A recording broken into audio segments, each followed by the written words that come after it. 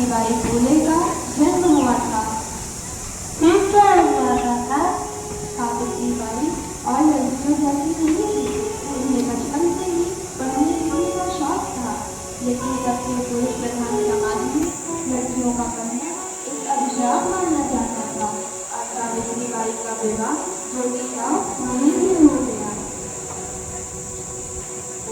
सावित्री के मन में जो पढ़ने लिखने की इच्छा थी उसे ज्योतिराव बहुत अच्छे से जानते थे और इस तरह सावित्री बाई की इच्छा का आरंभ हुआ।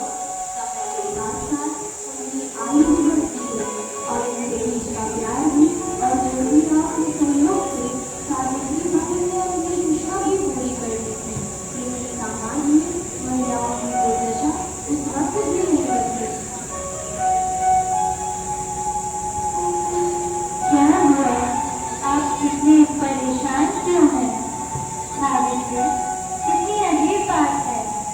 हम अपने आंगन को तो साफ देखना पसंद करते हैं, पर हमारे समाज को नहीं। पानी जब तक स्वच्छ रहता है जब तक वह बहता है। इसी तरह समय के साथ साथ हमारे विचार, हमारा समाज आगे नहीं बढ़ा तो हम पिछड़ जाएंगे, मलिन ही रह जाएंगे। क्या सोच है जो आपको इतना विचलित कर रही है? स्त्रियों की दुर्दशा मुझसे देखी नहीं जा रही है और इस दुर्दशा का एक ही निराकरण है, विद्या की प्राप्ति। सावित्री, मैंने तुम्हें शिक्षा देकर एक दिए को जलाया है। क्या हम उस एक दिए से 1000 दिए नहीं बना पाएंगे? मैं स्वयं उस दिए को जाकर पढ़ाऊंगा। आप मेरे निश्चय पर पूरा कर सकती हैं? आपका प्रेम ही मेरे लिए प्रतिबद्धता है। सोच लो, रास्ता बहुत कठिन है। अगर आपका साथ रहा तो नहीं लगेगा। अंधकार कितना भी गहरा क्यों न हो, जाना तो होता ही है।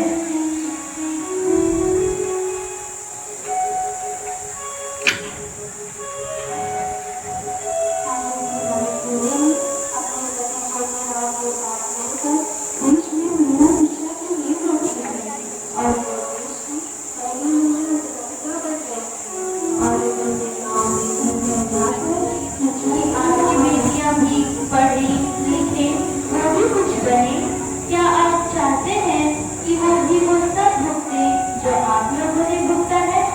आपकी बच्चियों का भी शिक्षा पर उतना ही अधिकार है जितना कि बेटों का।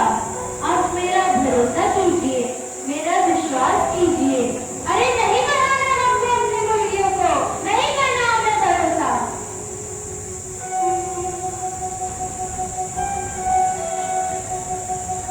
उनकी कदम का बहुत लोगों ने विरोध किया और कई लोगों ने इनका समर्थन भी किया। क्या बात है पंडित, बहुत शांत लग रहे हो और शांत रहना हमें पसंद नहीं। बोलो, क्या बात है? समस्या है महाराज। क्या समस्या है?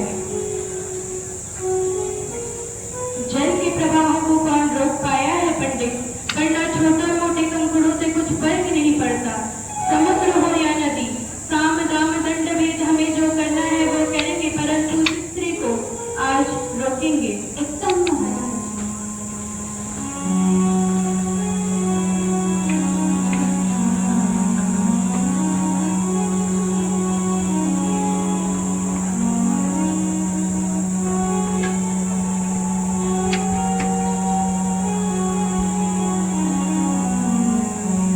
बच्चों, शिक्षा तो एक ऐसा प्रकाश है जिससे जीवन के सारे अंधकार नष्ट हो जाते हैं। शिक्षा तो एक ऐसी शक्ति है जिससे हम अपने अंदर की सारी कमजोरियों को दूर कर सकते हैं। विद्या हम सबका अधिकार है। विद्या के लिए कोई ऊंच नीच, छूत अछूत कुछ नहीं होता। विद्या तो एक पारस फूल है जिसे सिर्फ छूने मात्र से इंसान का जीवन स्वर्ण हो जाता है। विद्या सिर्फ स्वयं का ही नहीं बल्कि पूरे समाज का उद्धार कर सकती है। समझे मेरी बात? बंद करो ये सब, सबके सब अपने घर जाओ और यहाँ आने की तो साहस मत करना। जाओ जाओ। अरे अरे अरे रुको, रुको। रुक जाओ। इतना अंतर रखना कि तुम्हारी अशुभ छाया हम तक नहीं पहुंचनी चाहिए। हमारी बराबरी करने की चेष्टा मत करो, वरना हमारा एक निर्देश तुम्हें ऐसा दंड देगा कि तुम्हारी सारी निष्ठा मिट्टी में मिल जाएगी। हम स्वयं यहाँ की व्यवस्था हैं, हम स्वयं यहाँ के दंड हैं, हम स्वयं। देखो सावित्री, यदि कल तक तुमने अपना यह प्रयास बंद नहीं किया तो कल के सूर्यास्त तक तुम सदा सदा के लिए अस्त हो जाओगी। एक सावित्री के अस्त होने से मेरा निश्चय अस्त नहीं होगा महाराज। लोगों को शिक्षित करना कोई अपराध तो नहीं। अरे हमारे शास्त्रों का विरोध करना ही सबसे बड़ा अपराध है। किसी भी शास्त्र में ये तो नहीं लिखा कि शिक्षा प्राप्ति अपराध है। तो अब तुम हमें ज्ञान दोगी? हाँ सावित्री, हमें ज्ञान दोगी तुम? नहीं, मैं सिर्फ अज्ञानता मिटा रही हूँ। इसका परिणाम बहुत बुरा होगा सावित्री। चिंता नहीं। अरे परिष्कृत कर देंगे तुम्हें, दाना पानी उठ जाएगा इस गांव से, बाहर निकाल देंगे तुम्हें। तो एक नए समाज का निर्माण होगा। तो तुम हमें ललकार रही हो? नहीं महाराज, यह पुकार मेरी नहीं बल्कि आने वाले कल की आहट है। अरे तुम्हारा आने वाला कल तुम्हें और भी दुश्वार होगा सावित्री, याद रखना। मुझे कल की नहीं काल की चिंता है। अरे हम स्वयं काल हैं, हम महाकाल हैं।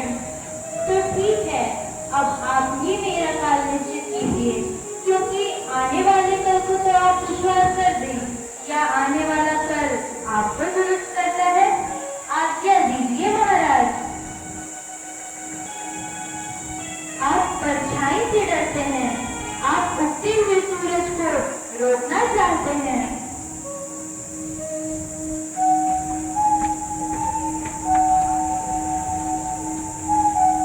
सावित्री भक्ति की बातें कमजोर नहीं हुई थी।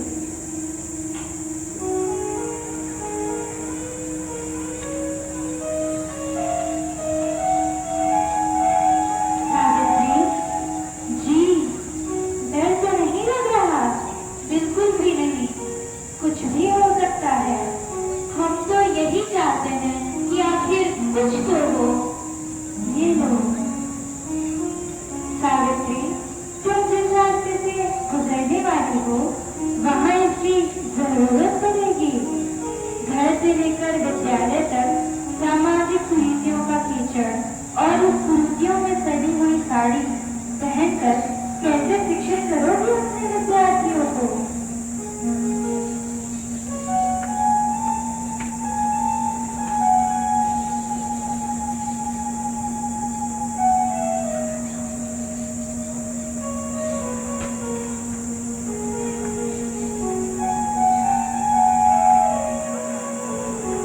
अरे ये सावित्री बाई कहाँ चली? हमारे गांव की स्त्रियों को पढ़ाने पाप लगेगा, पाप।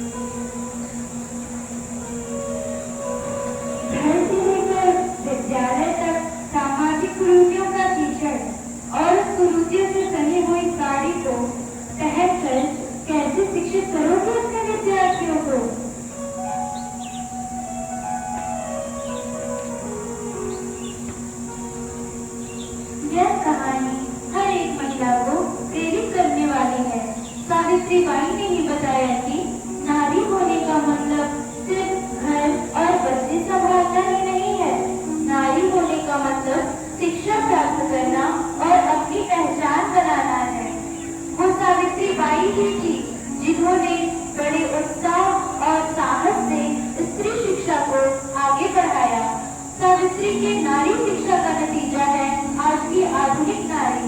सावित्रीबाई की कोशिशों का नतीजा है कि आज लड़कियां स्कूल जा सकती हैं। समाज में इन सभी बदलावों के लिए सावित्रीबाई के शुक्रगुजार हैं।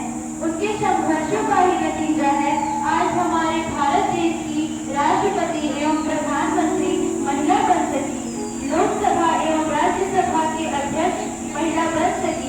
सावित्रीबाई की देन से महिलाएं न्यायमूर्ति, वकील, डॉक्टर, लड़ाकू विमान चालक हर एक क्षेत्र में उभर कर आगे आई हैं और इस पुरुष प्रधान समाज में अपना स्थान बनाकर कामयाब हुई।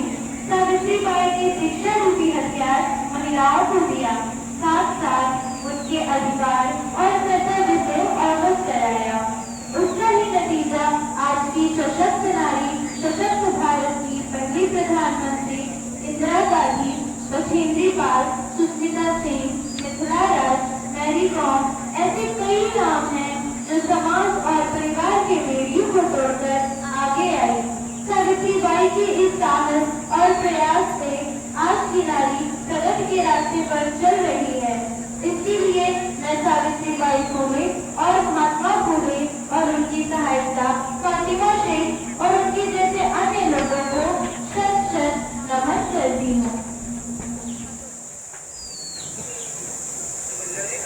इस शानदार प्रस्तुति के लिए